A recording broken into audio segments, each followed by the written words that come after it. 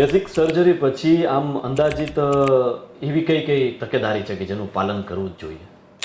આમ તો LASIK surgery છે ને એકદમ સરળ હોય છે. પેશન્ટને સેમ ડે ડિસ્ચાર્જ, અડધી કલાક પછી અમે પેશન્ટને ડિસ્ચાર્જ આપી દઈએ છીએ.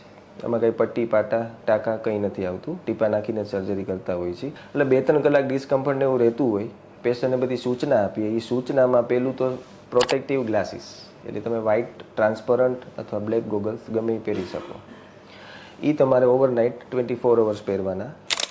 બીજા દિવસે પેશન્ટ આવે છે, અમે ચેક કરીએ છીએ અને ત્યારે બધી સૂચના આપીએ છીએ. એમાં ફર્સ્ટ તો ચશ્માનું છે. ચશ્મા આપણે જનરલી 15 દિવસનું રિકમેન્ડ કરીએ છીએ ફૂલ ડે માટે. સવાર ઉઠીને પહેરવાના, રાત્રે સૂવો ત્યારે કાઢી નાખવાના. અને બીજું આવે છે ડ્રોપ્સ, એ બધા સમજાવી દેતા હોય છે. અને ત્રીજું, ધૂળ કચરો પવન એનું એક્સપોઝર ન આવે એટલા માટે અમે ચશ્મા પહેરાવીએ છીએ. અને ખાસ તો 1 મહિનામાં ઇન્જરી અને ટ્રોમા એનું ખાસ ધ્યાન રાખવાનું છે.